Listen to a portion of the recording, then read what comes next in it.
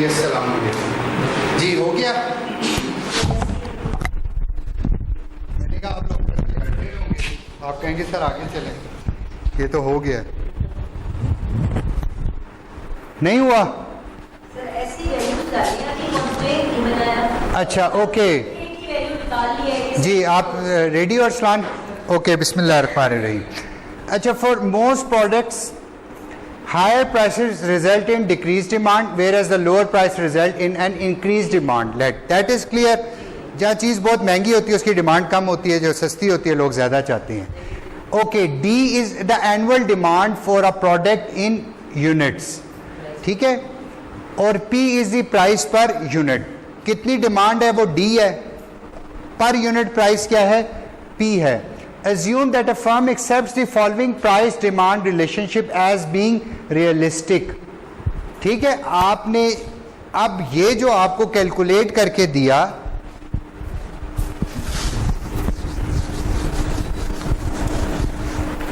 ये कैलकुलेशन आपने एग्री कर ली है. This expression has been agreed upon 800 minus 10 P. D is equal to 800 minus 10 P. ये आपको आपके जो प्रोडक्शन मैनेजर है उसने कैलकुलेशन करके कंप्यूटर इटरेशन निकाल कर आपको बता दिया कि जो आपकी डिमांड होगी ना, that will be equal to 800 minus 10 P. और you have to stick with that. इसको आपने एक्सेप्ट कर लिया. अब हमने इसके where P must be between $20 and $70. ठीक है, अब जो P है, P इज लेस देन और equal to 70 and greater than equal to 20. ठीक हो गया. At $70 per unit price.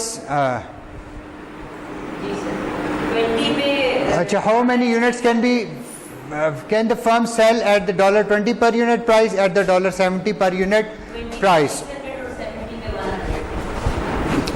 देखें, simple D is equal to 800 minus 10 into 20 पे कर लें तो क्या आ गया, 800 माइनस 200 इज इक्वल टू 600.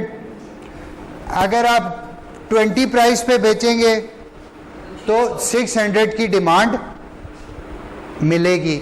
और अगर आप इसको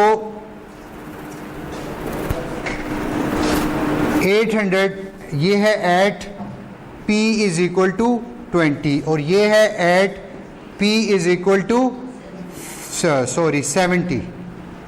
तो ये होगा 800 माइनस 10 इंटू 70. तो ये क्या हो गया, 800 माइनस 700 100.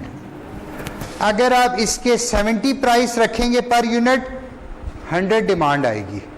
और अगर आप इसके प्राइस 20 रखेंगे, 600 डिमांड आएगी. ठीक है, okay. Show the mathematical model for the total revenue. जनाब, दिस इज द क्वेश्चन. अब आपने मैथमेटिकल मॉडल बताना है फॉर G.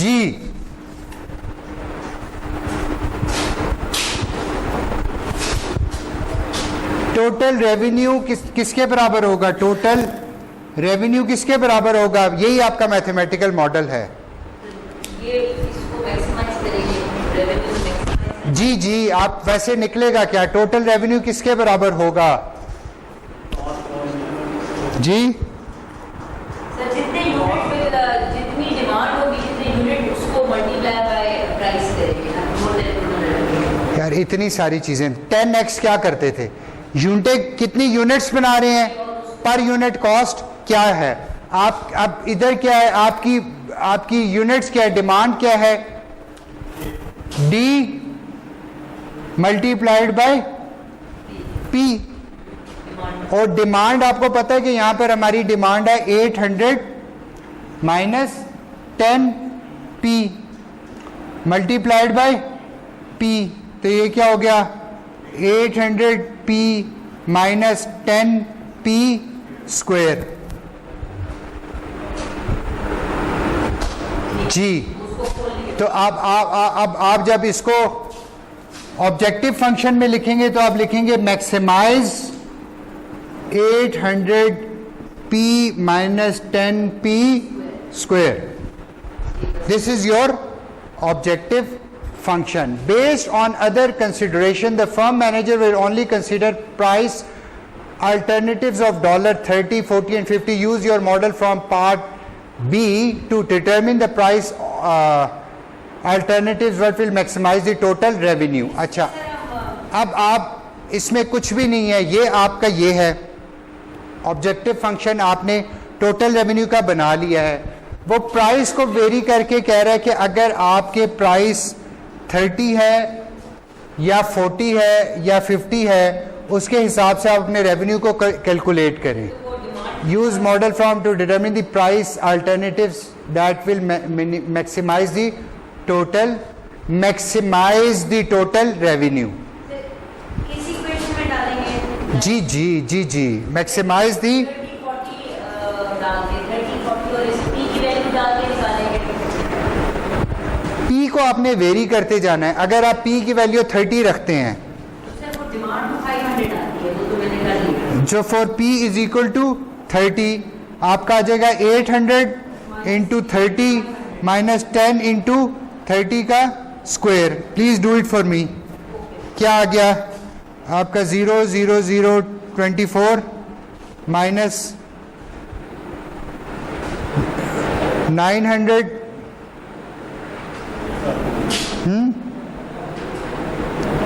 ये 30 इंटू 30 900 हो गए ना। नहीं सर स्क्वायर है ना। 900 हो गए ना।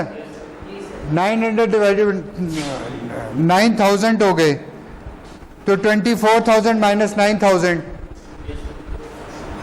जी क्या आ गया? 24,000 माइनस 9,000 क्या आ गया? $15,000। ठीक है, this is for P is equal to 30। अब आप देख लीजिए for P is equal to 40, इसको आप निकाल लें। आपका TR क्या है? 800p माइनस 10p स्क्वायर, तो 800 मल्टीप्लाइड बाय 40 माइनस 10 इंटू 40 का स्क्वायर। काइंडली ये निकालते जाओ। 0 0 0 32,000 माइनस 16,000 जी ऐसे ही है। 16,000 अगर मैं गलत नहीं कर रहा। जी ठीक है, ओके। अब for P is equal to क्या है? तीसरी P की वैल्यू क्या थी? 50। P 50 के लिए क्या है? TR is equal to 800p minus 10p square, तो 800 इंटू 50 माइनस 10 इंटू 50 का स्क्वायर, तो ये आ गया 00040 माइनस 25,000 $15,000। तो which is going to be acceptable for you? Optimum क्या है? Either 30 और 50। 40। जी सर 40 है ना। मैं हमने मैक्सिमाइज करना है। We have to maximise the profit, तो we will go for P is equal to 40। 40 when revenue 16,000। ठीक हो गया, ओके। वे what are the expected annual demand and the total revenue corresponding to your recommended price? जी, what are the expected annual demand and the total revenue corresponding to your recommended price? Corresponding revenue तो हमने निकाल लिया। देखिए ना, अब हमने क्या किया? हमने डिसाइड कर लिया था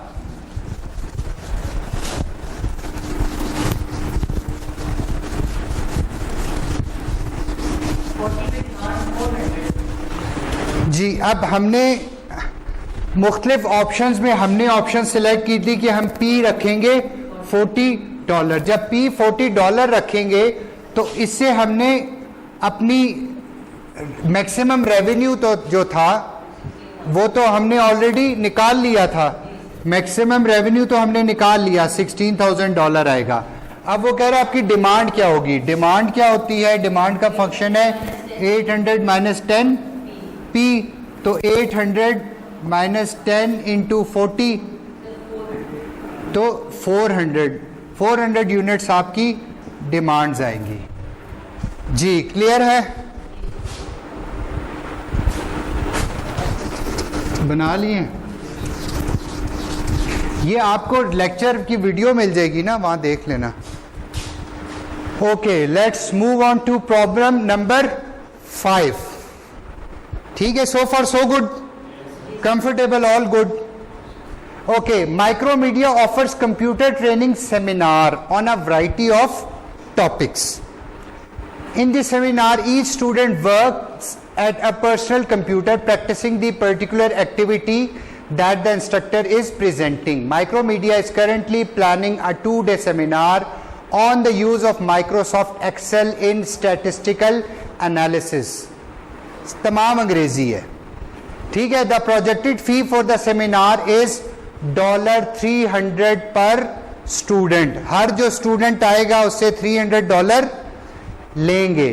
the cost for the conference room, infrastructure compensation, lab assistant and promotion is $4,800. Micromedia rents computer for its seminar at a cost of $30 per computer per day. जी, अब पहले आप देखें, सिंपल। सबसे पहले आपने कॉस्ट को आइडेंटिफाई करना है कि आपका खर्चा कितना आ रहा है। पहला असूल क्या है, सबसे पहले अपनी कॉस्ट को देखना है। अब अगर आप फंक्शन ऑफ कॉस्ट को देखें, एक उसकी मैंने आपको पहले पढ़ा था फिक्स्ड कॉस्ट और वेरिएबल कॉस्ट। तो देखिए, एक फिक्स्ड कॉस्ट आ रही है, the cost for the conference room in instructor compensation, lab assistant and promotion is $4,800। इसका मतलब है कि ये तो पक्की की पक्की लग रही है आपके, ये तो आपको देने पड़ेंगे 4,800 प्लस, अच्छा no, 300 is not variable cost. A cost of 30 per computer per day, जहां पर हर एक जितने कंप्यूटर होंगे उतने ही स्टूडेंट्स होंगे। अगर नंबर ऑफ स्टूडेंट जो कोर्स करने आए हैं वो X हैं, तो नंबर ऑफ कंप्यूटर भी क्या होंगे, X होंगे। हर कंप्यूटर के रखने पर आपको $30 उसका रेंट देना पड़ रहा है। तो आप 4,800 ये देंगे प्लस 30x आपको ये देना पड़ेगा। तो दिस इज योर कॉस्ट, ये टोटल कॉस्ट आ जाएगी।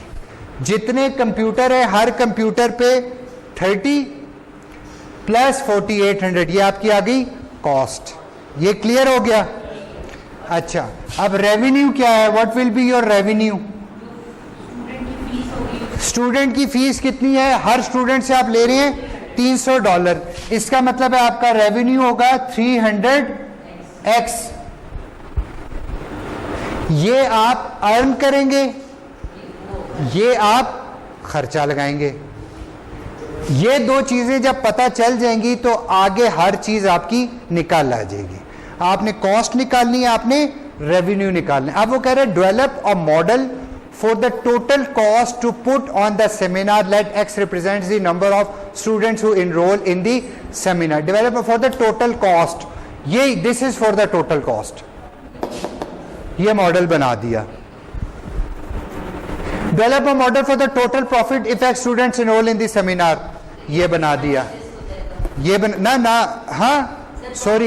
Okay. Develop a model for total profit. Okay, profit है। तो profit is equal to RX minus C x. तो what is Rx? 300x minus 4800 plus 30x. तो ये आपका बन गया 300x minus 4800 minus 30x. तो ये 30 में से 300 में से 30 निकालें तो 270x minus 4800.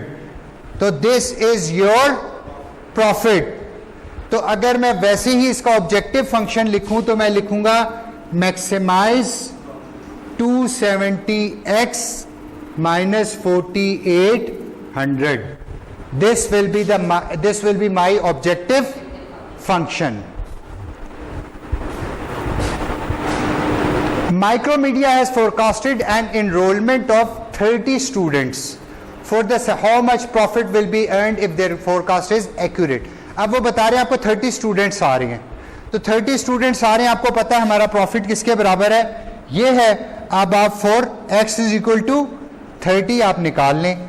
2700 इंटू 30 माइनस 4800 निकालिए आप इसको काइंडली सॉल्व करें. 2700 मल्टीप्लाइड बाय 30 माइनस 4800.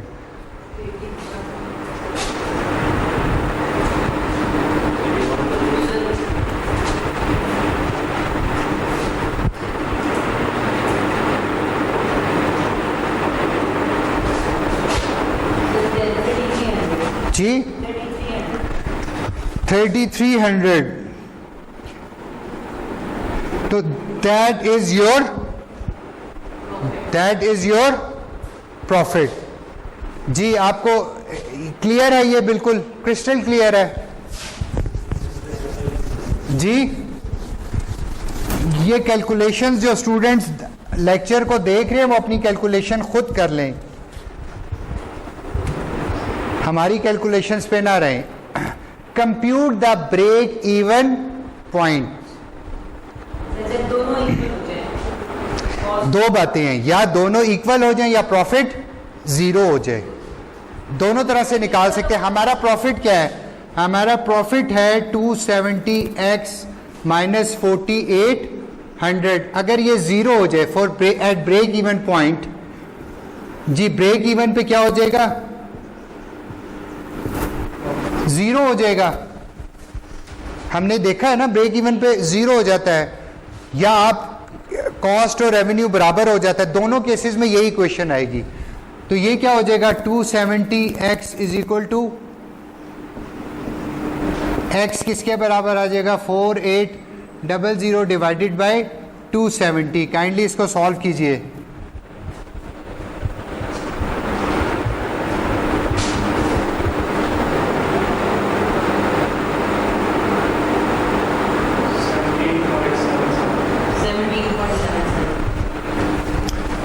$17.77. जी अब आप कहेंगे कि मैं 18 स्टूडेंट से कम के ऊपर ये कोर्स नहीं चला सकता. अगर 18 स्टूडेंट से ऊपर आएंगे तो मैं इस कोर्स को रन करूंगा. ठीक है,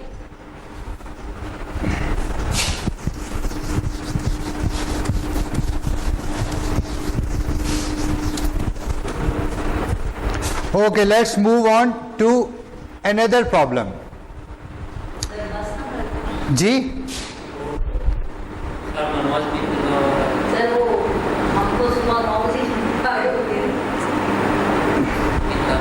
मैं ये कह रहा था ये प्रॉब्लम वाली कहानी खत्म. फिर मैं ये असाइनमेंट दे दूंगा, मैं कहूँगा बाकी 2-3 हैं और अगर आप ये सॉल्व नहीं करेंगे तो फिर आप खुद सॉल्व कर लेंगे. फिर मैं आपको मैं चाह रहा था कि हम लोग नेक्स्ट लेक्चर में नए टॉपिक को स्टार्ट करें. लेट्स 3 प्रॉब्लम में पूरा घंटा लग जाएगा. एक प्रॉब्लम होती तो ठीक है, 30 मिनट्स लगेंगे maximum. Let's get over with this. फ़ायदा हो जाएगा आप लोगों को. नेक्स्ट में मैं सॉल्व नहीं करूंगा आपसे. अगर इसका सोल्यूशन नहीं होगा, योर चॉइस, नेक्स्ट टाइम कर लें. कोशिश करते जी ओके आप लोग अगले 3 प्रॉब्लम 6, 7, 8 ट्राई कर लें, अगर आपसे हो जाते हैं वेल एंड गुड, वरना नेक्स्ट क्लास में मैं आपको करवा दूंगा। ओके ओके, अल्लाह हाफिज़। लेक्चर